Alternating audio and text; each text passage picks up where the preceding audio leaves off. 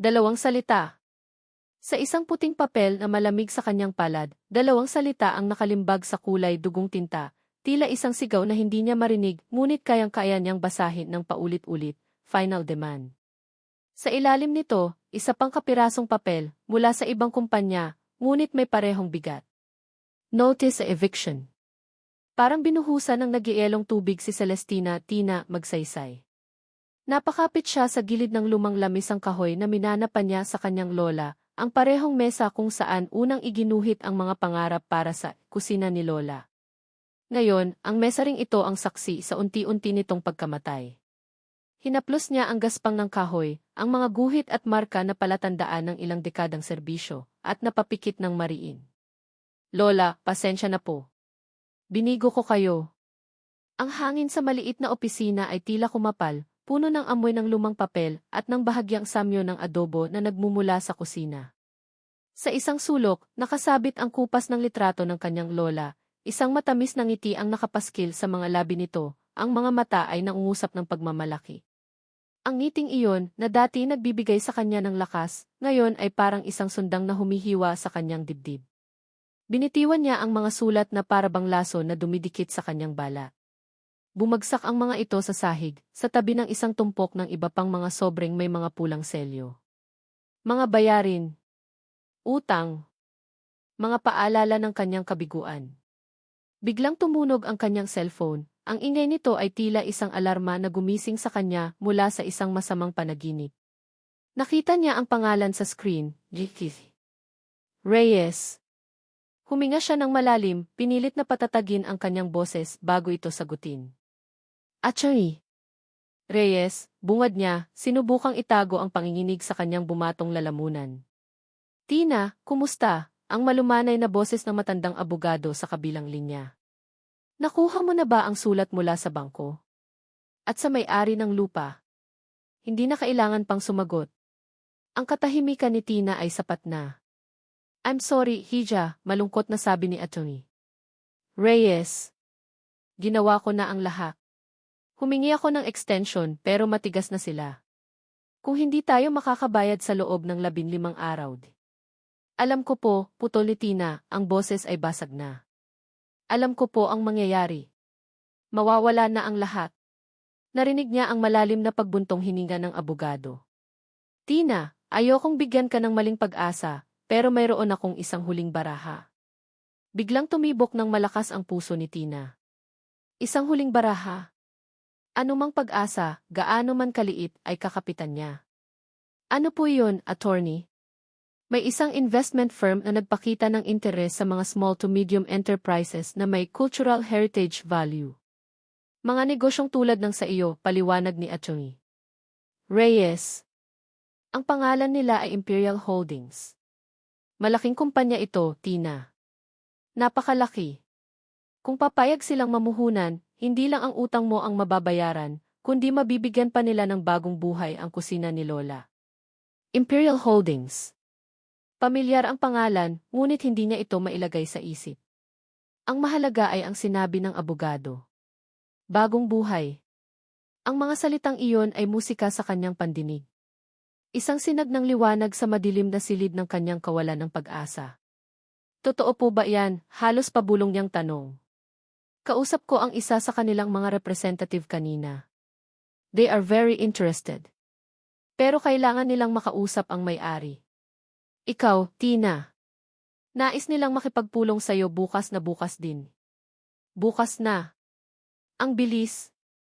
Napatingin si Tina sa paligid ng opisina, sa mga receipt book ng kanyang lola na nakadisplay sa isang estante, sa maliit na Santo Niño na nakapatong sa ibabaw ng kabinet, sa mga pader na saksi sa bawat tawa at luha ng kanyang pamilya.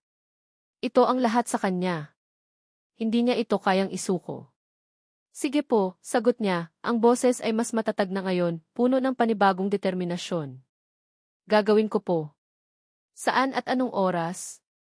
Kinabukasan, natagpuan ni Tina ang kanyang sarili na nakatayo sa lobby ng isang gusaling gawa sa salamin at bakal, na para bang tumutusok sa kalangitan ng Makati. Imperial Holdings ang nakaukit sa pilak na mga letra sa pader na gawa sa itim na marmol. Ang lamig ng aircon ay gumapang sa kanyang balat, isang malaking kaibahan sa mainit at pamilyar na yakap ng kanyang kusina. Ang bawat sulok ng lugar ay sumisigaw ng kapangyarihan at yaman. Ang mga empleyadong naglalakad ay may tindig ng kumpiyansa, ang kanilang mga sapatos ay tumutunog ng mahina sa makintab na sahig. Pakiramdam ni Tina, siya ay isang maliit na isda na napadpad sa isang malawak at malalim na karagatan. Napayakap siya sa dala niyang folder na naglalaman ng mga financial statement at business plan ng kusina ni Lola, na para bang ito ang kanyang nag-iisang salbabida. Ma'am, this way po. Hinihintay na po kayo sa conference room, sabi ng isang babaeng nakangiti na sumalubong sa kanya. Sumunod si Tina, ang puso niya ay kumakarera sa bawat hakbang. Dinala siya sa isang mahabang pasilyo na may mga pader na salamin, kung saan tanaw ang buong syudad mula sa ika-4 na palapag. Pumasok sila sa isang pinto na may nakasulat na boardroom. Ang silid ay malawak at minimalist. Isang mahabang mesa na gawa sa madilim na kahoy ang nasa gitna, napapaligiran ng mga upuang gawa sa itim na katad. Sa dulo ng silid ay isang floor-to-ceiling na bintanang salamin na nagbibigay ng perpektong tanawin ng skyline. Walang tao sa loob maliban sa isang lalaking nakatalikod, nakatayo at nakatingin sa labas ng bintana. Nakasuot ito ng isang mamahaling itim na suit na perpektong bumagay sa malapad nitong mga balikat. Sir, narito na po si A.S. Magsaysay, anunsyo ng babae. Dahan-dahang humarap ang lalaki.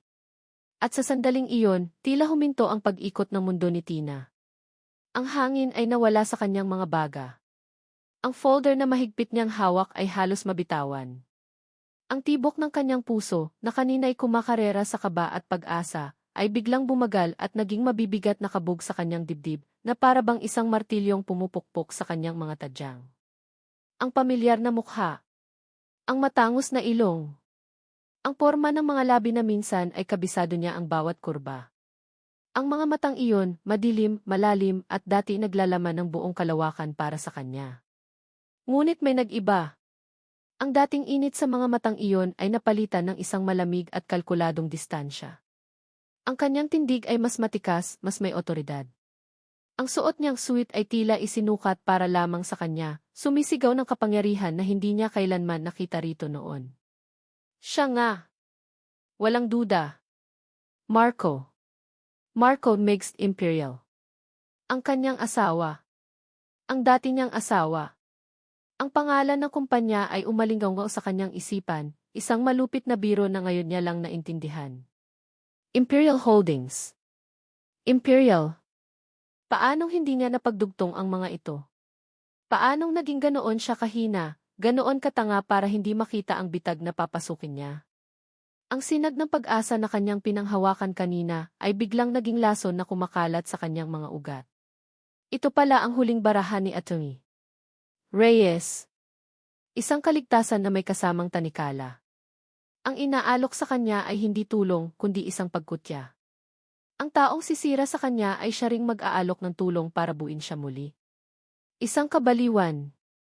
Sir, aayusin ko lang po ang kape nila, sabi ng assistant, walang kamalay-malay sa bigat ng hangin sa pagitan ng dalawang taong nasa silid. Thank you, Janice. You may leave us, sagot ni Marco, ang boses ay kalmado at profesional. Ang boses na iyon. Ang parehong boses na bumulong sa kanya ng mga pangako sa ilalim ng liwanag ng buwan. Ang parehong boses na sumigaw sa kanya ng mga akusasyon sa gitna ng pinakamatindi nilang pagtatalo. At ngayon, naririnig niya itong muli, balot sa formalidad ng isang na mas masakit pa kaysa sa isang sampal. Iniwan sila ng babae at ang pagsara ng pinto ay nag-iwan ng isang nakabibinging katahimikan. Tinitigan ni Tina si Marco, ang bawat alaala, mabuti man o masama, ay bumabalik na parang isang rumaragasang baha. Ang kanilang kasal. Ang pangarap nilang pamilya. Ang maliliit na kamay ng kanilang anghel, si Angelo. Ang gabi ng trahedya. Ang gabi ng pagtataksil. Lahat ay naghalo-halo, isang ipo-ipo ng sakit at pait. Naramdaman niya ang pag-init ng kanyang mga mata, ngunit pinigilan niya ang mga luhang nagbabantang tumulo. Hindi ngayon. Hindi sa harap niya. Pinilit niyang itayo ng tuwid ang kanyang likod. Ang pagkagulat ay dahan-dahang nagbigay daan sa isang matigas at malamig na galit. Humigpit ang kapit niya sa folder, ang kanyang mga buto sa daliri ay namumuti. Hinarap niya ang multo ng kanyang kahapon, ang lalaking nagwasak sa kanyang mundo, na ngayon ay nakatayo sa kanyang harapan bilang kanyang tanging pag-asa. Nanigas ang kanyang panga. Pinakawalan niya ang hangin kanina pa niya, hindi namamalayang pinipigil. At mula sa kanyang mga labi, isang salita lang ang namutawi, hindi isang tanong, kundi isang akusasyon, isang bulong na puno ng lahat ng sakit na kayang dalhin ng isang salita. Ikaw! Ikaw! Ang isang salitang iyon, binitiwan ni Tina na parang isang basag na piraso ng salamin, ay tumama kay Marco nang may bigat na higit pa sa 100 pahinang legal na dokumento. Napanood niya ang bawat pagbabago sa ekspresyon ng mukha nito, mula sa kaba, patungo sa pagkabigla, hanggang sa maneto sa isang maskara ng galit na kasing tigas ng marmol sa lobby ng kanyang gusali. Gusto niyang humakbang palapit. Gusto niyang sabihin ang lahat ng salitang inipon niya sa loob ng 2 taon. Tina, patawarin mo ako. Tina, hayaan mo akong tumulong. Tina, namimiss kita.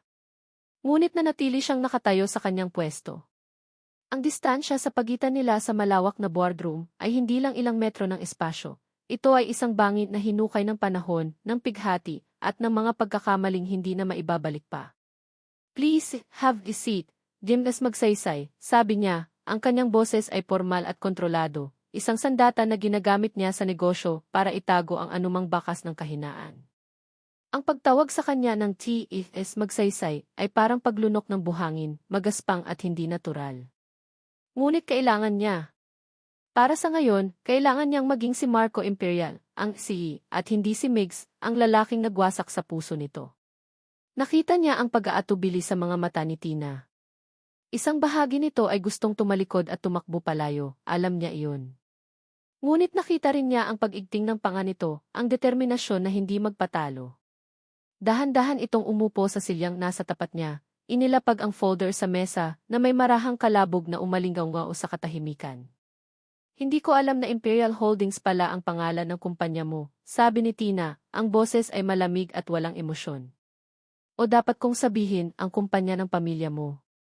Isang bahagyang kirot ang naramdaman ni Marco sa pagdidiin nito sa salitang pamilya. Maraming nagbago sa loob ng 2 taon. Talaga, sarkastikong sagot nito, hindi nakatingin sa kanya, ang mga mata ay nakapako sa skyline ng Makati. Malayo na nga ang narating mo. Hindi na siya sumagot. Hinayaan niya ang katahimikan na mamagitan muli. Itinoon niya ang kanyang atensyon sa folder na dala nito. Kusina ni Lola, business proposal. Alam na niya ang halos lahat ng nilalaman niyan. Sa katunayan, siya ang dahilan kung bakit hindi pa ito tuluyang nagsasara. 1 taon na ang nakalipas mula nang malaman niya mula sa isang dating kakilala ang tungkol sa kalagayan ng restaurant ni Tina. Ang kusina ni Lola ay hindi lang negosyo para dito. Ito ang santuwaryo nito, ang huling koneksyon nito sa yumaong lola na nagpalaki sa kanya. At unti-unti itong namamatay. Hindi siya makapanghimasok ng direkta. Alam niyang itataboy lang siya ni Tina. Kaya gumawa siya ng paraan. Kinausap niya ang isa sa mga pinakamalaking supplier ng mga produktong agrikultural sa bansa, isang kumpanyang kliyente rin ng Imperial Holdings. Nag-abot siya ng pera, malaking pera, para sa isang e-secret subsidy program. Ang utos, bigyan ang kusina ni Lola ng pinakamababang presyo, halos palugi na, at huwag na huwag ipapaalam kung kanino galing ang tulong. Ngunit subsidy lamang iyon. Hindi nito kayang pigilan ang pagtaas ng upa o bayaran ang mga utang sa bangko. Ang pag-aalok bilang investor ang kanyang huling desperadong hakbang, isang sugal na alam niyang maaaring sumabog sa kanyang mukha. At ngayon, sumasabog na nga. Nang matapos ang pulong, isang pulong na walang puso, puro numero at mga teknikal na tanong, at maiwan siyang mag-isa sa boardroom, napaupo siya ng mabigat sa kanyang silya. Napasandal siya at napapikit. Ang imahe ng galit sa mga mata ni Tina ay malinaw pa rin sa kanyang isipan. Bumalik ang lahat sa kanya na parang isang alon. Flashback. 5 taon na ang nakalipas. Nakatayo sila sa isang bakanting lot sa Quezon City, magkayakap. Si Tina, na noon ay puno ng pangarap, ay masayang itinuturo ang paligid. Dito, Migs, sabi nito, ang mga mata ay nagniningning. Dito natin itatayo ang kusina ni Lola. Ipapatikim natin sa buong mundo ang luto ni Lola Elia. Hinalikan niya ito sa noo. At dito, bulong niya habang hinahaplos ang tiyan nito na noon ay medyo umuumbok na, palalakihin natin si Angelo. Isang butil ng luha ang pumatak mula sa kanyang mga mata. Mabilis niya itong pinunasan. Ang sakit ay bumalik, sariwa pa rin na parang kahapon lang nangyari. Ang eksena sa ospital. Ang mga doktor na nagmamadaling pumasok sa silid. Ang mahinang tunog ng heart monitor na biglang naging isang tuloy-tuloy at nakabibinging linya. Ang pagbagsak ni Tina sa sahig, ang kanyang sigaw ay isang tunog na hinding-hindi niya malilimutan habang buhay. Namatay ang kanilang anghel. At kasama nito, namatay din ang isang bahagi ng kanilang dalawa. Naging manhid si Tina. Isang magandang estatwa na walang buhay. Hindi na siya umiiyak. Hindi na siya nagsasalita. Araw-araw, umuuwi siya sa isang bahay na puno ng katahimikan. Tinangka niyang abutin ito, yakapin, ngunit parang yumayakap siya sa hangin. Tinutulak siya nito palayo, hindi sa pamamagitan ng lakas, kundi sa pamamagitan ng isang pader ng yelo na itinayo nito sa paligid ng kanyang puso. At siya. Nalunod siya sa sarili niyang pighati. Nalunod siya sa alak. At isang gabi, sa isang bar, sa gitna ng kalasingan at kawalan ng pag-asa, nagkamali siya. Isang pagkakamali na nagkakahalaga ng kanyang buong mundo. Si Katrina, ang matalik na kaibigan ni Tina, ay naroon. Pareho silang nagluluksa sa kanilang sariling paraan, si Marco sa pagkawala ng anak, si Katrina sa pagkawala ng kaibigang si Tina na unti-unting nilalamon ng kalungkutan. Isang gabi ng kahinaan. Isang gabi ng matinding pagsisisi. Ang pagsisising iyon ang naghatid sa kanya ngayon dito, sa tuktok ng isang gusali, napapaligiran ng lahat ng karangyaan, ngunit pakiramdam niya ay mas mahirap pa siya kaysa dati. Ano ang halaga ng lahat ng ito kung wala naman si Tina? Napabuntong hininga siya, kinuha ang kanyang cellphone at tiningnan ang wallpaper nito, isang luma nilang litrato na kuha sa isang beach sa Batangas, pareho silang nakangiti, ang araw ay palubog na sa kanilang likuran. Isang perpektong sandali. Isang buhay na tuluyan nang nawala. Biglang nag-vibrate ang kanyang telepono. Isang di kilalang numero ang tumatawag. Nag-alinlangan siya, ngunit sinagot din ito. Hello? Ilang sandali ng katahimikan, bago isang pamilyar na boses ng babae ang tumagos sa kabilang linya. Isang boses na matagal na niyang hindi naririnig. Migs, sabi ng boses, may bahid ng panunuya. Nabalitaan kong sinusubukan mong bumalik sa buhay niya. Huwag mong ulitin ang pagkakamali mo. Natigilan si Marco. Ang dugo niya ay tila nagyelo sa kanyang mga ugat. Kilala niya ang boses na iyon. Katrina. Ang galing mo talagang manghula, sagot nito, maihalong tawa. Listen to me, Marco. Stay away from her. Ang lupang kinatatayuan ng restaurant niya. Interesado ang kumpanya ko dyan. At sisiguraduhin kong makukuha namin. Kaya kung ako sayo, umatras ka na habang maaga pa. Dahil sa larong ito, isa sa atin ang mananalo. At hinding-hindi magiging ikaw yun. Ang banta ay malinaw, hindi nakatago. Bago pa man makasagot si Marco, ibinaba na ni Katrina ang tawag. Naiwan si Marco na hawak ang telepono, ang kanyang mga daliri ay nanginginig sa pinaghalong galit at takot. Ang multo ng kanyang nakaraan ay hindi lang pala isa. Dalawa na sila. At pareho silang nagbabalik para guluhin ang kasalukuyan. Napasuntok siya sa mamahaling kahoy ng kanyang mesa, ang tunog ay umalinggaw sa walang laman na silid, isang sigaw ng frustrasyon na hindi niya kayang isatinig. May mga desisyon sa buhay na parang paglunok ng lason. Alam mong papatay ito sa isang bahagi ng iyong pagkatao, ngunit kailangan mong gawin para mabuhay. Para kay Tina, ang pagbabalik sa malamig na boardroom ng Imperial Holdings ay ganoon. Bawat hakbang sa makintab na sahig ay isang pagtapak sa kanyang natitirang pride. Nang iabot sa kanya ni Marco ang kontrata, hindi niya ito tiningnan sa mata. Itinuon niya ang kanyang buong atensyon sa itim na tinta sa puting papel. Mga salitang legal, mga porsyento, mga kondisyon. Para sa kanya, ang mga ito ay mga salita lamang na bumabalot sa iisang, masakit na katotohanan.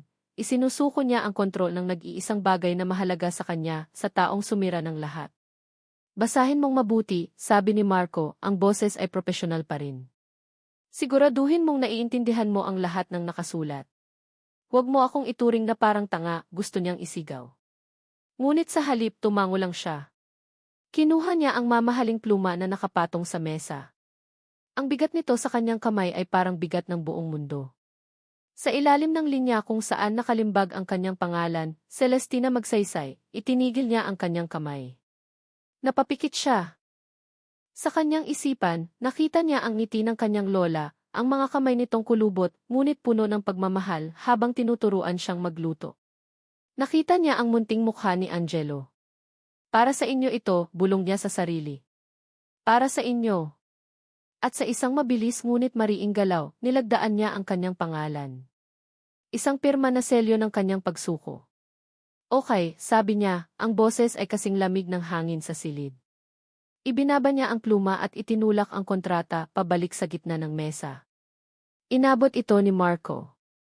Nang magtama ang kanilang mga daliri sa ibabaw ng papel, isang kuryente ang tila gumapang sa braso ni Tina. Mabilis niyang binawi ang kanyang kamay na parabang napaso. Nakita niya ang bahagyang pagbabago sa mukha ni Marco, isang kislap ng kung anong emosyon na mabilis din itong iwinaksi. Tumayo si Marco at inilahad ang kanyang kamay. Welcome to the partnership, Dinas Magsaysay. Tinitigan ni Tina ang nakalahad na kamay. Ang kamay na iyon. Ang kamay na dati ihumahaplo sa kanyang buhok, ang humawak sa kanya sa altar, ang ipinangakong hindi siya bibitawan. Ngayon, inaabot ito sa kanya bilang isang kasosyo sa negosyo. Hindi.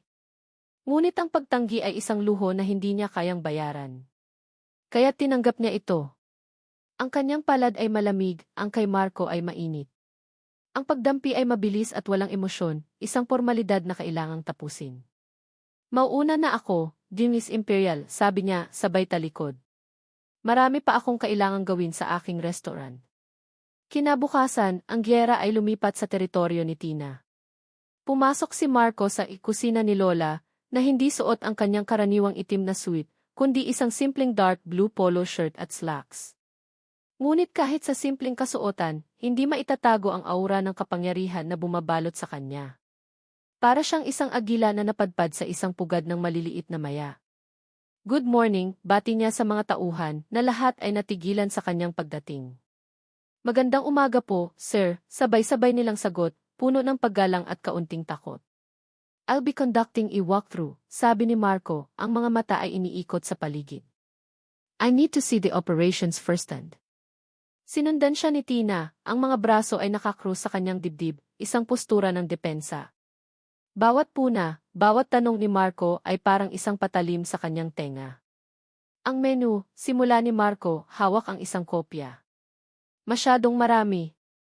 We need to streamline it, focus on bestsellers. It will cut costs and improve efficiency. Ang bawat putahe dyan ay may kwento, Dinis Imperial, matigas na sagot ni Tina. Hindi yan basta pagkain lang na inihahain. Pamana yan ng lola ko. Hindi mo yan maiintindihan. Business is not about sentiment, it's about survival, ganti ni Marco, hindi nagpapatinag. And right now, this business is barely surviving. Nagpatuloy sila sa kusina. The layout is inefficient. Masyadong masikip. We need to invest in modern equipment. Stainless steel countertops for better hygiene. Ang mga mesang kahoy na iyan ay mas matanda pa sa ating dalawa, halos pabulong na sabi ni Tina, ang galit ay nanginginig sa kanyang boses. Diyan unang natutong magmasa ng harina ang lola ko. Hindi yan basta gamit lang. Tina! NS Magsaysay, pagtatama niya, ang mga mata ay nag-aapoy. At isa pa, Dinis Imperial, ang mga customer namin ay dumarating dito dahil sa pakiramdam na parang nasa bahay lang sila, hindi sa isang malamig at modernong pabrika ng pagkain. Kung gusto mo ng stainless steel, magtayo ka ng sarili mong restaurant. Natigilan si Marco. Isang sandali ng katahimikan ang namayani, tanging ang tunog ng paggisa mula sa malaking kawali ni Manang LV ang maririnig. Nakita ni Tina ang pag-igting ng panga ni Marco, ngunit nang magsalita itong muli, kalmado na ang boses. I am merely making suggestions based on the expertise. I am an investor. My goal is to make sure the investment doesn't go to waste. And more importantly, to make sure your lola's legacy doesn't turn to dust.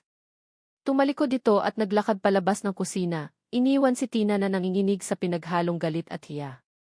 Nang makaalis na si Marco, lumapit sa kanya si Manang LV, ang matandang head cook na parang pangalawang ina na niya. Pinunasan nito ang mga kamay sa kanyang apron. Huminahon ka, nak, malumanay nitong sabi. Paano ako hihinahon, manang? Naririnig niyo ba ang mga sinasabi niya? Gusto niyang baguhin ang lahat. Gusto niyang alisin ang kaluluwa ng lugar na ito. Hinawakan ni Manang LV ang kanyang braso. Tina, nakita ko kayong dalawa kanina. Nagtatalo kayo. Pero nakita ko rin ang mga mata niya. May lungkot doon, nak. May lungkot na hindi kayang itago ng mamahaling damit o ng matigas na boses. Napaiwas ng tingin si Tina. Wala akong pakialam sa lungkot niya. Makinig ka, pagpapatuloy ng matanda. Alam kong masakit ang ginawa niya. Walang makakapagsabi sa'yo na kalimutan mo iyon. Pero anak, minsan, ang tulong ay dumarating sa anyong hindi natin inaasahan. Baka kailangan mo lang buksan ang puso mo kahit konti lang. Hindi sumagot si Tina. Ano pa bang puso ang bubuksan niya? Ang puso niya ay matagal nang naging bato. Kinagabihan, habang naghahanda siyang isara ang restaurant, pagod na pagod ang katawan at isip ni Tina. Napatingin siya sa labas ng bintana. Isang itim at mamahaling sedan ang nakaparada sa kabilang kalsada, sa ilalim ng isang madilim na puno. Hindi ito ang kotse ni Marco.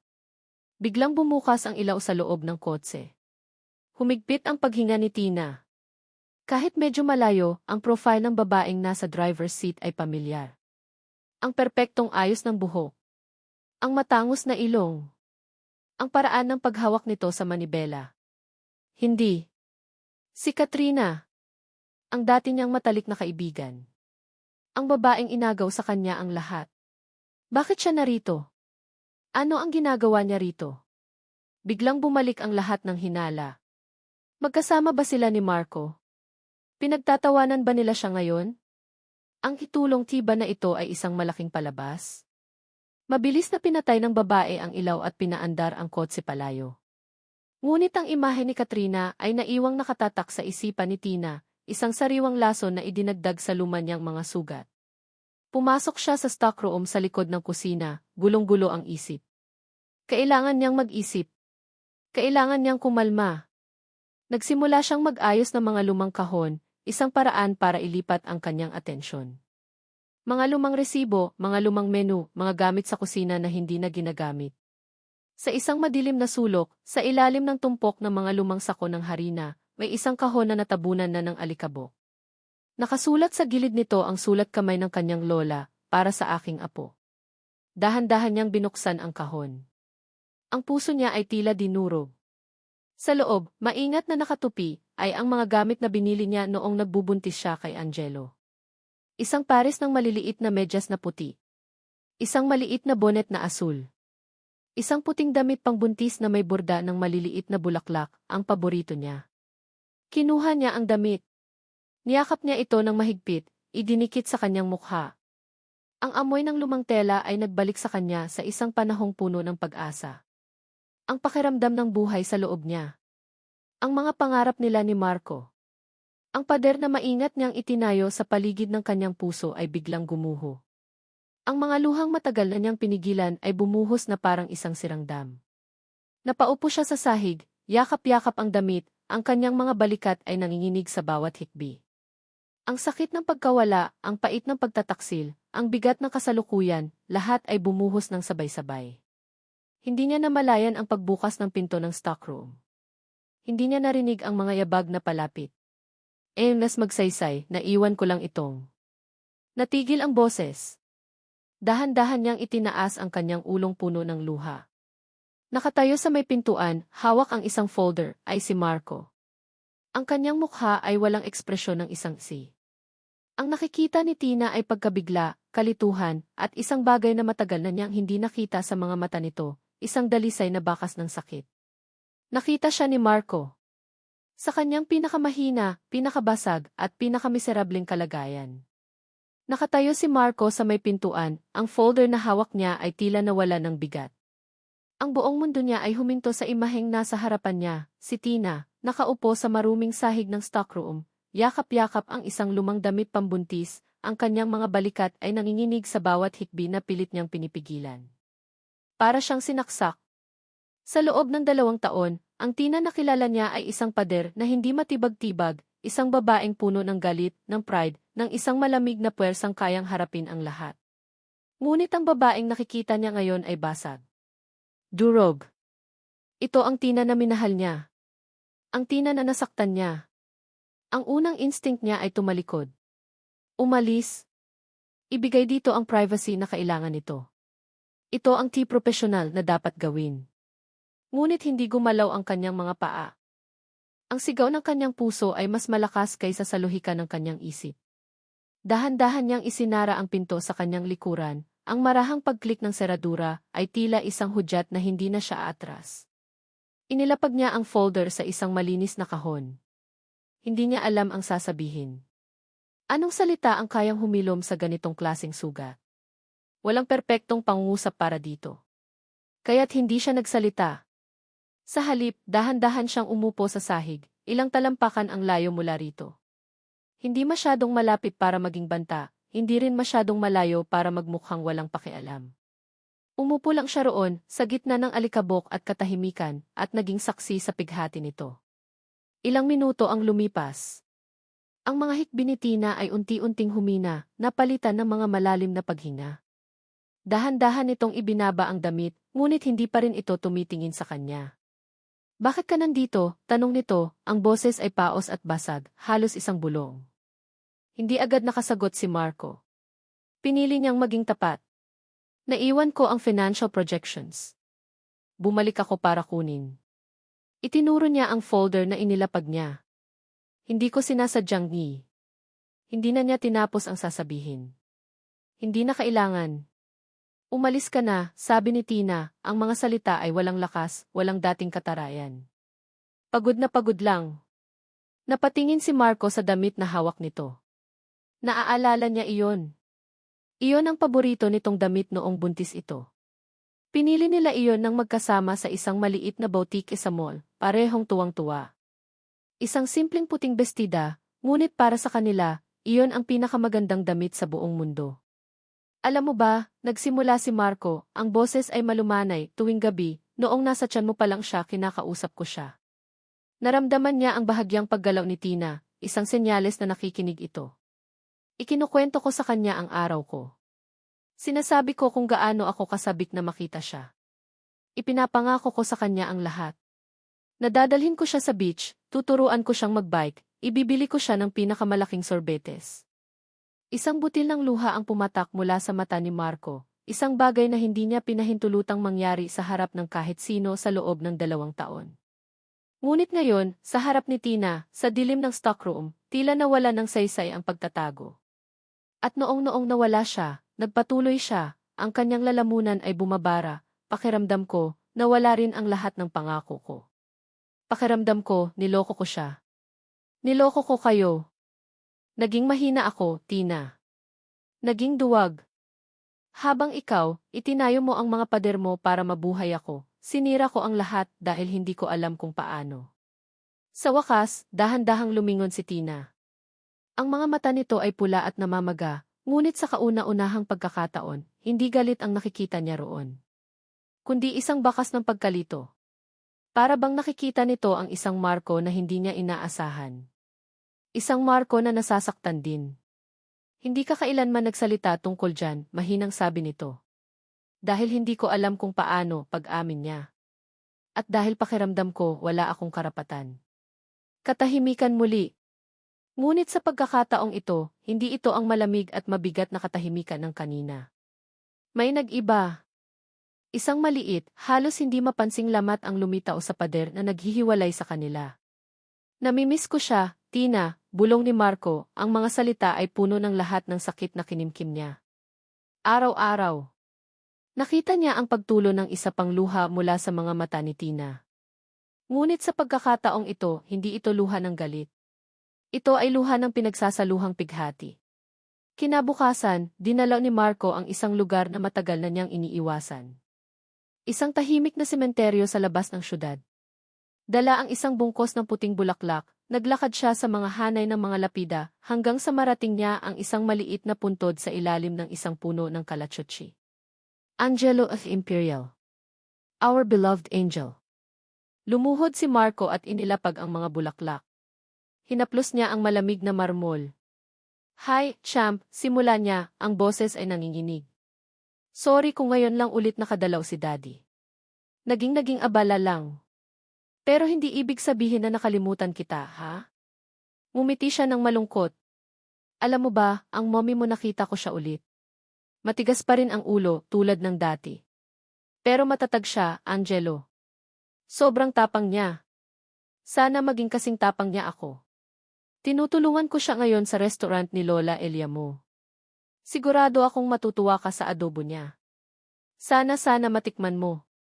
Napahinto siya, nilala mo ng emosyon. Sana nandito ka, anak.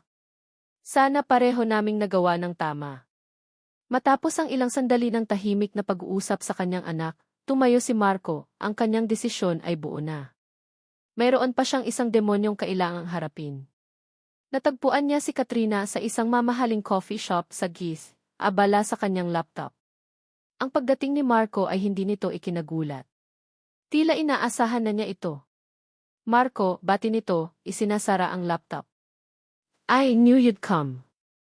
Lubayan mo na si Tina, diretsong sabi ni Marco, walang paligoy-ligoy. Ngumiti si Katrina, isang ngiting hindi umabot sa kanyang mga mata.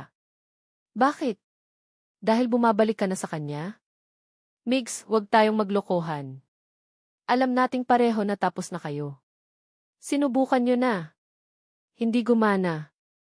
Minsan, may mga bagay na sadyang sira na at hindi na kayang ayusin. Hindi ito tungkol sa akin, kat ito ay tungkol sa paninira mo. Ang lupa ng restaurant. Alam kong may kinalaman ka sa biglaang pagtaas ng upa. Alam kong ang kumpanya mo ang nasa likod nito. Business is business, kibit balikat nito. Nakita ng kumpanya ko ang isang magandang oportunidad. Masama ba iyon? Huwag mong gamitin ang negosyo bilang dahilan, mariing sabi ni Marco, ang boses ay nagtitimpi. Alam kong personal ito. Itigil mo na. Tumawa si Katrina, isang tawang mapait. Bakit ko ititigil? Para ano? Para maging masaya kayong dalawa? Para ako na naman ang talunan? Marco, minahal kita. At noong gabing yon, akala ko may pag-asa. Pero pagkatapos noon, itinapon mo lang ako na parang basura. Bumalik ka sa kanya, nagmakaawa, at iniwan mo akong mag-isa. Pareho tayong nagkamali ng gabing yon, sabi ni Marco. Pareho tayong nalulunod. Huwag mong isisi sa akin ang lahat. Hindi, sabi ni Katrina, ang mga matay nag-aapoy na ngayon. Hindi ko nahahayaang ako ang maiwan. Kung hindi siya pwedeng maging akin, sisiguraduhin kong hindi rin siya magiging sayo. Mamili ka, Marco. Ang negosyo mo o ang kahibangan mong balikan ang isang babaeng habang buhay kang sisisihin sa pagkamatay ng anak niyo. Natigilan si Marco sa huling sinabi nito. Isang direktang tama sa kanyang pinakamasakit na sugat. Tumayo si Katrina, kinuha ang kanyang bag, think about it, Migs. At umalis ito, iniwan si Marco na parang sinampal. Kinagabihan, habang nasa opisina, nakatanggap siya ng isang email. Mula ito kay Katrina. Walang subject. Isang attachment lang. Dahil sa masamang kutob, binuksan niya ito. Isang litrato. Isang selfie. Kuha ito sa loob ng isang kotse, 2 taon na ang nakalipas. Siya at si Katrina, parehong namumula ang mga mukha, halatang nakainom. Nakangiti si Katrina sa kamera, habang siya naman ay nakasandal sa balikat nito, ang mga mata ay nakapikit, larawan ng isang taong sumuko na sa mundo. Ang litrato mula sa gabing nagkasala sila. Mabilis niyang tinawagan si Katrina, ngunit hindi na ito sumasagot. Alam niya kung ano ang ibig sabihin nito. Ito ang kanyang bala. Isang bala na diretsang ipapadala nito kay Tina. Sinubukan niyang tawagan si Tina, ngunit hindi rin ito sumasagot. Nagsimula siyang mataranta. Huli na ba ang lahat? Ang maliit na lamat na nagsimulang mabuo sa pader sa pagitan nila, tuluyan na bang wawasaki ng isang litrato mula sa nakaraan. Ang umaga ay nagsimula ng may kakaibang gaan. Sa kauna-unahang pagkakataon sa loob ng napakahabang panahon, gumising si Tina na hindi ang bigat ng mundo ang unang naramdaman. Ang eksena sa stockroom kagabi, ang hindi inaasahang pag-amin ni Marco, ang pinagsaluhan nilang pighati, ay nag-iwan ng isang bagay na hindi niya inaasahan, isang maliit na lamat sa kanyang galit. Hindi pa ito kapatawaran ni hindi ito pagtitiwala. Ito ay pag-unawa. Isang pagkilala na sa likod ng maskara ng malupit na ay isang taong nasaktan din, nalunod din at nawalan din. Maaga siyang pumasok sa kusina ni Lola at sa halip na salubungin ang araw ng may pagkunot ng noo, isang maliit at halos hindi mapansing ngiti ang sumilay sa kanyang mga labi habang naaamoy ang pamilyar na samyo ng sinangag at kapeng barako. Aba, nak, mukhang maganda ang gising mo ngayon puna ni Manang LV na abala sa paghihiwa ng bawang. Umiti lang si Tina bilang sagot. Hindi niya kailangang magpaliwanag. Sapat na ang katahimikan. Habang naghahanda siya para sa pagbubukas ng restaurant, tumunog ang kanyang cellphone. Isang notifikasyon mula sa isang social media app. Hindi niya ito pinansin sa una, ngunit nang sunod-sunod na tumunog ang telepono, kinuha niya ito. Isang mensahe mula sa isang di kilalang account. Walang profile picture, walang pangalan. Ang tanging laman ay isang litrato. Binuksan niya ito. At ang munting sinag ng pag-asang nagsisimulang sumilay sa kanyang puso ay biglang namatay na para bang isang kandilang hinipan ng isang malakas na hangin. Ang litrato. Isang selfie. Kuha sa loob ng kotse. Si Katrina, nakangiti sa kamera na parang nanalo sa loto. At sa tabi nito, nakasandal ang ulo sa balikat niya, ay si Marco. Ang mga mata nito ay nakapikit, isang larawan ng pagod at pagsuko. Hindi ito isang litrato ng magkaibigan. Ito ay isang litrato ng dalawang taong may pinagsamahan. Isang litrato mula sa gabing winasak ang kanyang buhay. Sa ilalim ng litrato may isang maikling mensahe. Ingat ka. Baka maulit ang dati. Naramdaman ni Tina ang panlalamig na gumapang mula sa kanyang mga paa paakyat sa kanyang buong katawan. Binitiwan niya ang cellphone na parabang napaso. Bumagsak ito sa sahig ng kusina, ngunit hindi niya narinig ang kalabog. Ang tanging naririnig niya ay ang ugong sa kanyang mga tainga at ang malakas na pagkabog ng kanyang puso. Ang pag-uusap nila kagabi. Ang mga luha ni Marco. Ang kanyang pagkukumpisal. Lahat ba iyon ay isang kasinungalingan? Isang malaking palabas para makuha ang kanyang tiwala, para makuha ang kanyang restaurant, para pagtawanan siya sa huli. Ang lamat sa kanyang galit ay hindi lang nagsara, ito ay naging isang pader na mas mataas at mas matibay pa kaysa dati. Ang sakit ng pagtataksil ay bumalik 10 beses na mas matindi dahil sa pagkakataong ito, pinahintulutan niyang maniwala. Pinahintulutan niyang umasa. Ang tanga mo, Tina. Ang tanga-tanga mo. Tina! Anak, anong nangyari? Nag-aalalang tanong ni Manang LV na nakita ang biglaang pagbabago sa kanyang mukha. Hindi siya sumagot. Dinampot niya ang kanyang bag at ang susi ng kanyang kotse. Walang lingon likod, lumabas siya ng restaurant. Saan ka pupunta? Magsisimula na ang lunch service, sigaw ni Manang LV, ngunit hindi na niya ito narinig. Isa lang ang nasa isip niya. Ang opisina ni Marco. Kailangan niyang marinig mula mismo dito ang kasinungalingan. Kailangan niyang makita sa mga mata nito ang panloloko. Hindi na siya nag-abala pang magpaalam sa receptionist. Dire-diretso siyang naglakad papunta sa elevator, ang bawat hakbang ay puno ng galit. Ang mga security guard na sumubok na humarang sa kanya ay tila hindi niya nakita. Ma'am, bawal po. Asawa niya ako, matigas niyang sabi, isang kasinungalingang may bahid ng masakit na katotohanan. Sapat na iyon para mapaatras ang mga gwardya. Nang bumukas ang pinto ng elevator sa ika-4 na palapag, sinalubong siya ng assistant ni Marco, si Janice. Ma'am Tina. Anong? Nasaan siya? Putol ni Tina. Nasa loob po ng opisina niya, pero may kausap po siyang. Hindi na niya pinatapos. Tinulak niya ang malaking pinto na gawa sa kahoy at salamin. Naabutan niya si Marco na nakaupo sa kanyang mesa, kausap ang dalawang lalaking nakasuit.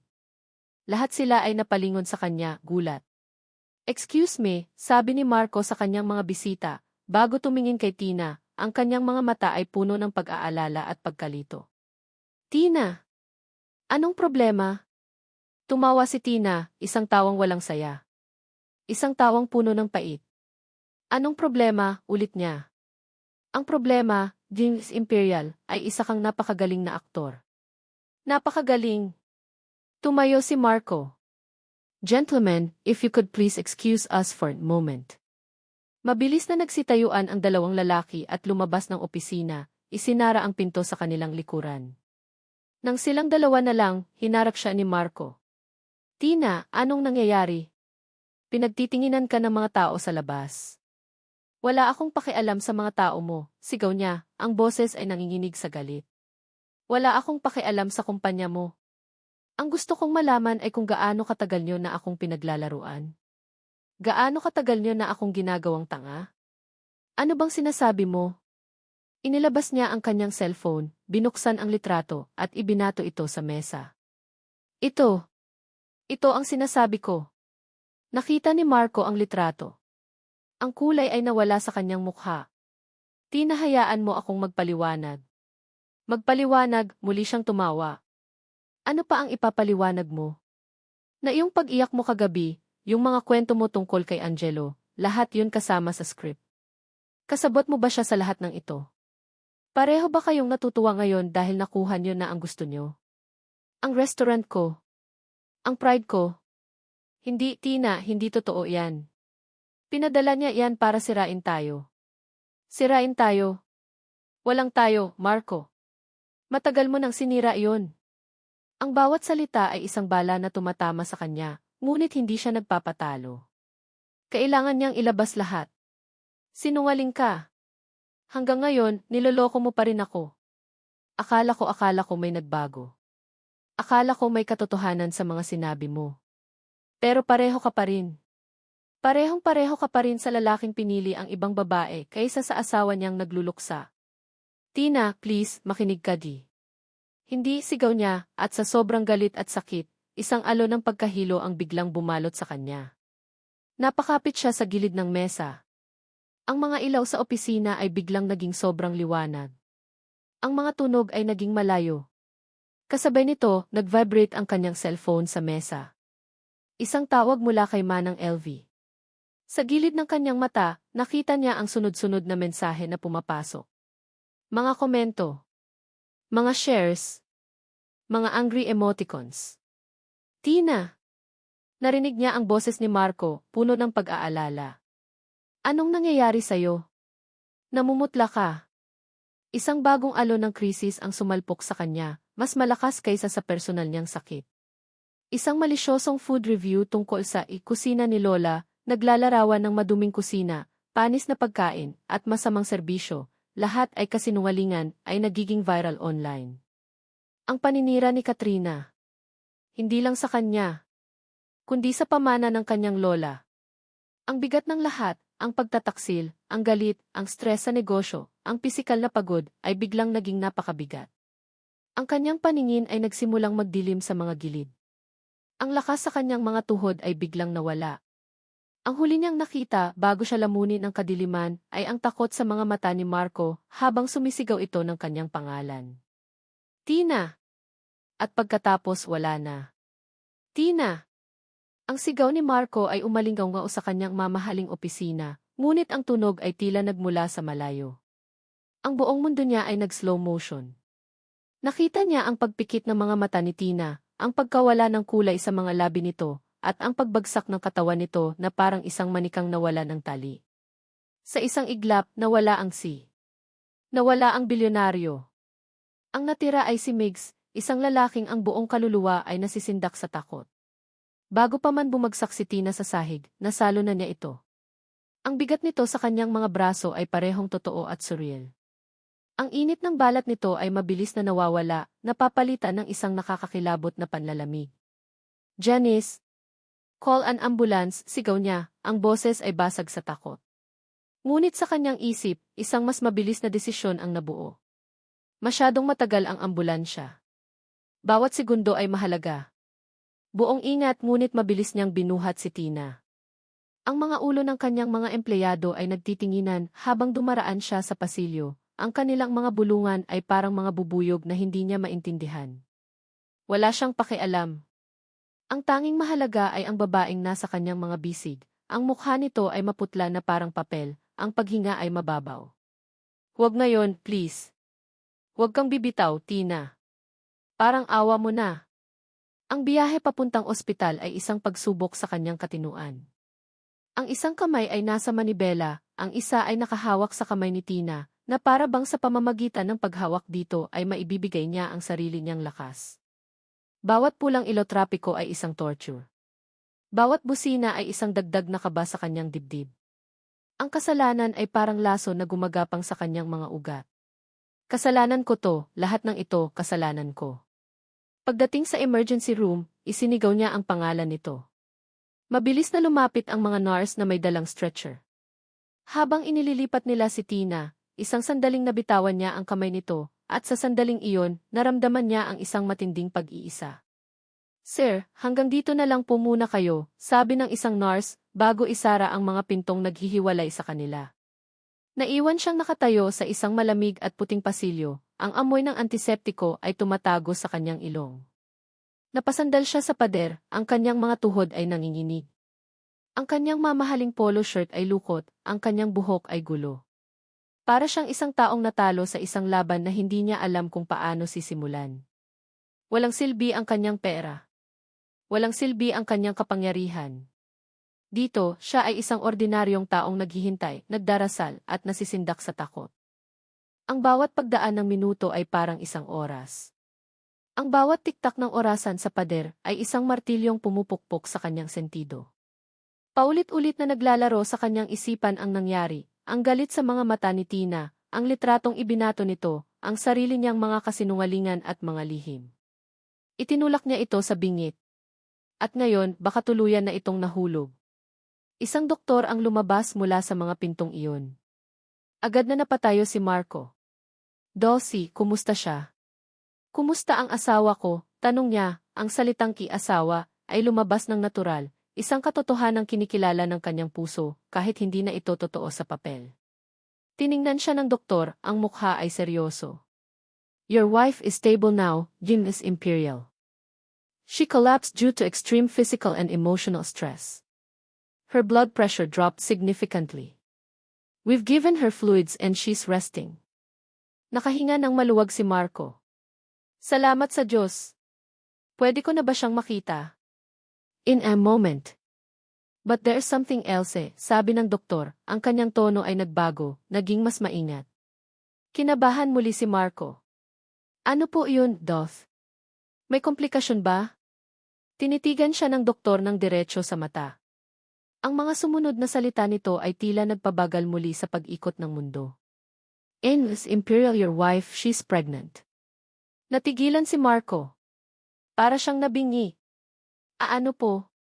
"She's about 6 weeks pregnant," pag-ulit ng doktor. "The fainting spell was likely exacerbated given the early stages of her pregnancy. We need to monitor her closely. It's crucial that she avoids any form of stress from now on." Buntis. Ang salita ay umalingaw sa kanyang isipan. Buntis. Si Tina ay buntis. Magkakaanak sila. Muli. Ang takot na kanina ay bumabalot sa kanya ay biglang napalitan ng isang emosyong hindi niya naramdaman sa loob ng napakatagal na panahon. Isang bagay na mas malaki kaysa sa saya, mas malalim kaysa sa tuwa. Ito ay pag-asa. Dalisay, nakakagulat, at nakakatakot na pag-asa. Isang himala. Isang pangalawang pagkakataon na hindi niya kailanman inakalang darating pa. Isang himig ng panibagong buhay sa gitna ng lahat ng pagkawasak. Nang payagan na siyang pumasok sa pribadong silid, natagpuan niya si Tina na mahimbing na natutulog. Ang kulay ay bahagyang bumalik na sa mukha nito. Ang kanyang dibdib ay marahang tumataas baba sa bawat paghinga. Mukha siyang payapa, isang imaheng kabaligtaran ng babaeng sumisigaw sa kanya kanina. Umupo si Marco sa silyang katabi ng kama. Dahan-dahan niyang inabot ang kamay nito, ang mga daliri maingat na ipinulupot sa paligid ng palad nito. Ang init ay bumalik na. Pinagmasdan niya ito. Si Tina. At sa loob nito, isang bagong buhay. Ang kanilang anak. Isang bagong pangako ang nabuo sa kanyang puso. Isang panatang mas matibay kaysa sa anumang kontratang pinirmahan niya. "Hindi na kita bibigin. Hindi ko na kayo pababayaan. Proprotektahan ko kayo kahit anong mangyari." Ang pangakong iyon ay nagbigay sa kanya ng isang malinaw na direksyon. Ang pagiging ama ay hindi nagsisimula sa kapanganakan, nagsisimula ito ngayon. At ang unang hakbang ay ang pag-alis sa lahat ng lason sa paligid nila. Kinuha niya ang kanyang cellphone at idinyal ang numero ng kanyang pinagkakatiwalaang head of security, isang dating military intelligence officer. Sir, sagot sa kabilang linya. Ramos, sabi ni Marco, ang boses ay malamig, matigas, at walang bahid ng pag-aalinlangan. May ipapagawa ako sa'yo. Urgent and confidential. Ano po yun, sir? I want you to find everything on Katrina Sandoval. Everything, utos niya. Her business dealings, her personal life, her financials, every dirty little secret she has.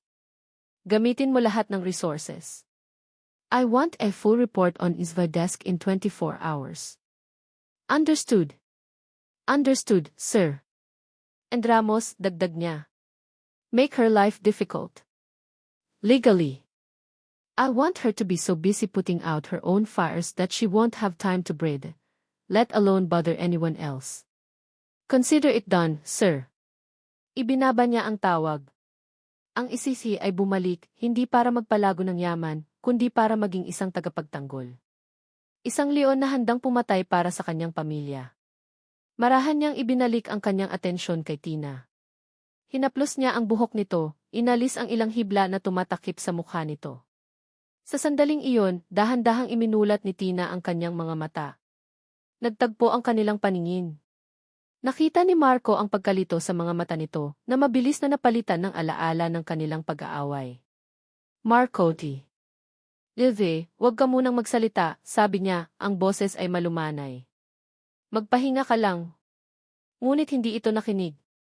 Tumingin ito sa paligid, sa puting silid, sa dextrose na nakakabit sa kanyang kamay. At pagkatapos, tumingin itong muli sa kanya, ang mga mata nito ay malamig at pagod. Bago pa man makapagsalita si Marco, bago pa niya masabi ang balita, ang himala, ang panibagong pag-asa, inunahan na siya nito. Lumayo ka sa akin.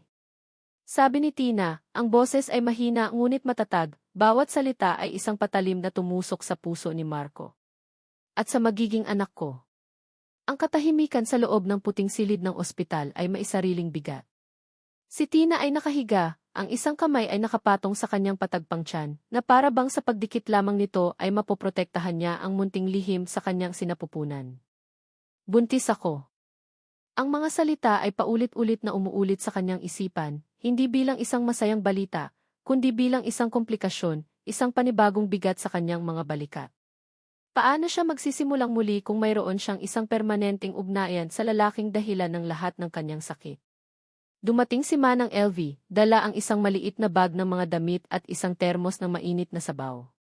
Ang mga mata ng matanda ay puno ng pag-aalala. Kumusta ka na, nak? Tanong nito, hinahaplos ang kanyang buhok. Hindi napigilan ni Tina ang pagtulo ng kanyang mga luha. Natatakot po ako, Manang, pag-amin niya, ang boses ay nanginginig. Natatakot po akong maulit ang lahat. Paano kung mawala na naman siya sa akin? Paano kung hindi ko kaya? Paano kung magkamali na naman ako? Niyakap siya ni Manang LV. Hindi ka na mag-iisa ngayon, Tina. At hindi ka na rin ang dating Tina. Mas matatag ka na ngayon. At ang batang yan, sabi nito, ang tingin ay napunta sa tiyan ni Tina, hindi yan isang pagkakamali. Isayang biyaya. Isang pangalawang pagkakataon. Pero paano po si Marco? Tanong ni Tina. Sinabi ko sa kanyang lumayo siya. Pero alam kong hindi niya gagawin. Manang, gulong-gulo po ako. Bumuntong hininga si Manang LV. Anak, hindi ko alam ang buong kwento ninyo. Ang alam ko lang, nakita ko ang takot sa mga mata ng lalaking iyon nang isugod ka rito. Hindi yun pag-arte, Tina. Iyon ay takot ng isang taong ayaw mawalan. Bigyan mo siya ng pagkakataong magpaliwanag. Hindi para sa kanya, kundi para sa iyo. Para sa kapayapaan ng loob mo. Umalis si Manang LV para kumuha ng tubig, at sa kanyang pag-iisa, pinag-isipan ni Tina ang mga sinabi nito. Kapayapaan. Isang bagay na matagal na niyang hindi naramdaman. Ilang sandali pa, kumatok si Marco sa pinto bago ito dahan-dahang pumasok. Hindi na siya ang aroganteng si. Ang suot niya ay simpleng t-shirt at maong, ang mga mata ay may bakas ng puyat, ngunit mayroon ding bagong determinasyon. May dala siyang isang manipis na folder. Alam kong sinabi mong lumayo ako, mahinahon niyang simula. Pero kailangan mong makita ito. Inilapag niya ang folder sa mesang katabi ng kama. Hindi niya ito ipinilit. Hinayaan niya lang doon. Ano yan? Tanong ni Tina, ang boses ay walang gana. Ebidensya, simpleng sagot ni Marco. Lahat ng ginawa ni Katrina. Ang Peking Food Review, ang koneksyon niya sa may-ari ng lupa, ang mga email na nagpapatunay na planado ang lahat para makuha niya ang kusina ni Lola. Dahil sa kuryosidad, binuksan ni Tina ang folder. Nakita niya ang mga printout ng mga email, mga bank transfer, isang detalyadong timeline ng mga pangyayari. Malinaw. Kalkulado. Malisyoso. Bakit mo to ginagawa? Tanong ni Tina, itinaas ang kanyang tingin mula sa mga papel. Umupo si Marco sa silyang medyo malayo sa kama, binibigyan siya ng espasyo. Dahil kailangan mong malaman ang totoo. At dahil kailangan mo ring malaman ang sarili kong katotohanan. Huminga siya ng malalim. Tumingin ito sa kanya, ang mga mata ay puno ng isang kahinaang hindi niya pa kailanman naipakita. Tina, walang araw na hindi ko pinagsisihan ang nangyari, 2 taon na ang nakalipas, sabi niya, ang boses ay naglalaman ng bigat ng bawat salita. Nalunod ako sa lungkot, sa alak, sa pagsisisi sa sarili. At sa isang gabi ng matinding kahinaan, nagkamali ako. Isang beses lang. At pagkatapos noon, ginugol ko ang bawat araw na subukang ayusin ang lahat, pero lalo ko lang sinisira. Hindi ko ipinagtatanggol ang sarili ko. Walang dahilan ang makakapagpawalang sala sa ginawa ko. Pero ang pag-uusap natin sa stockroom, ang bawat salitang sinabi ko, totoo yun. Ang takot ko nang bumagsak ka, totoo yun.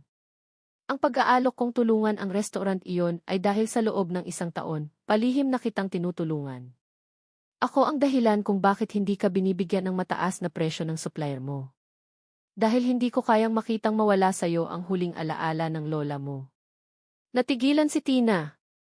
Lahat ng hinala niya, lahat ng galit na itinayo niya sa paligid ng mga kasinungalingang inakala niya, ay unti-unting gumuho. Hindi ako humihingi ng kapatawaran, pagpapatuloy ni Marco, umiling ito. Alam kong hindi pa ako karapat-dapat doon. At hindi ako humihingi ng pangalawang pagkakataon bilang asawa mo. Pero, Tina, parang awa mo na. Tumayo siya at lumuhod sa tabi ng kanyang kama, isang bagay na hindi niya kailanman inakalang gagawin ng isang Marco Imperial. Hinawakan nito ang kanyang kamay. Ang mga mata nito ay nagmamakaawa. Hayaan mo akong maging isang ama. Hayaan mo akong maging ama sa anak natin. Hayaan mong patunayan ko sa inyong dalawa na kaya kong maging ang lalaking dapat ay noon ko pa pinanindigan. Iyon lang ang hinihiling ko. Ang imahe ni Marco, ang makapangyarihan, ang palaging kontrolado, ang hindi matitinag na si Marco Imperial, na nakaluhod sa kanyang harapan, ang mga mata ay puno ng luhang hindi na pinipigilan, ay isang bagay na yumanig sa natitirang pader sa puso ni Tina. Ang mga salita nito ay hindi mga pangako ng pag-ibig, kundi isang panata ng responsibilidad. Isang desperadong pagsusumamo ng isang lalaking handang gawin ang lahat, hindi para sa sarili, kundi para sa isang buhay na hindi pa man isinisilang. Tiningnan ni Tina ang kanilang magkahawak na kamay. Ang init nito, ang pamilyar na pakiramdam. Hinila niya ang kanyang kamay, hindi dahil sa galit, kundi dahil kailangan niya ng espasyo para huminga, para mag-isip. Tumayo ka, Marco, sabi niya, ang boses ay mahina ngunit matatag.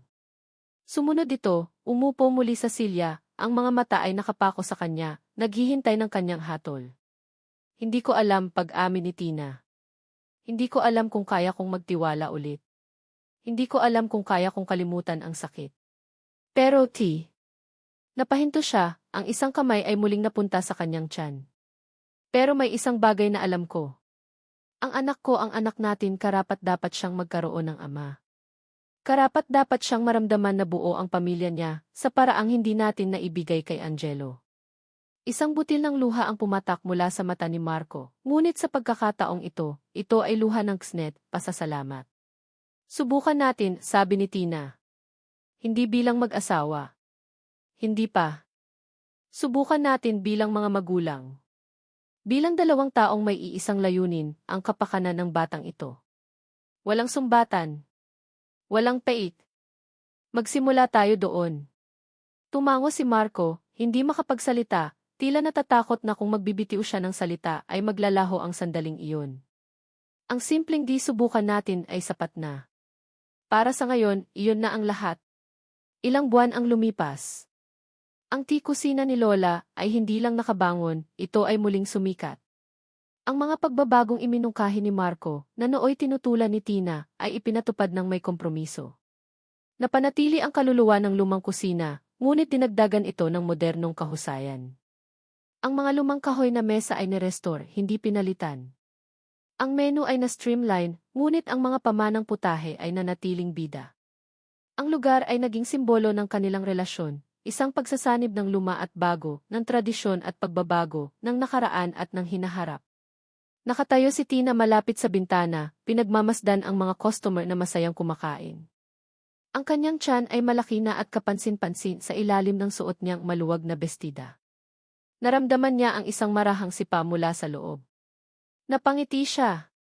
Isang mainit na kamay ang humawak sa kanyang balikat. Si Marco. Okay ka lang, tanong nito. Tumango si Tina. Okay lang. Medyo malikot lang siya ngayon. Ngumiti si Marco. Ang mga ngiti niya ngayon ay iba na. Hindi na ito ang ngiti ng isang mayabang na SE, kundi ngiti ng isang nasasabik na ama.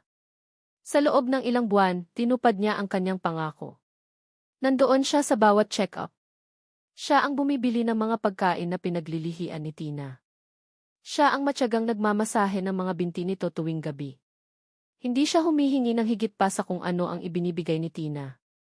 Ang kanyang presensya ay tahimik ngunit palaging nariyan. Pwede ba? Tanong ni Marco, ang mga mata ay nakatingin sa tiyan ni Tina. Hindi na kailangan pang itanong ni Tina kung ano. Dahan-dahan siyang tumango.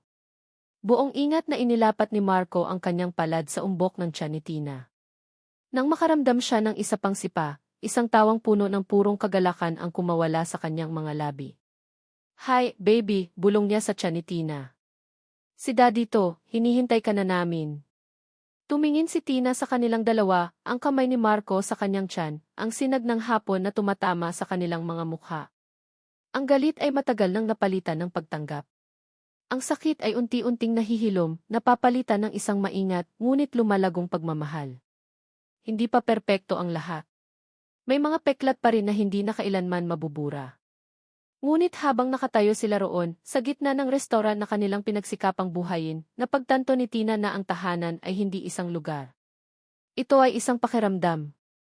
At sa sandaling iyon, kasama si Marco at ang himig ng panibagong buhay sa kanyang sinapupunan, sa wakas, pakiramdam niya ay nakauwi na siya.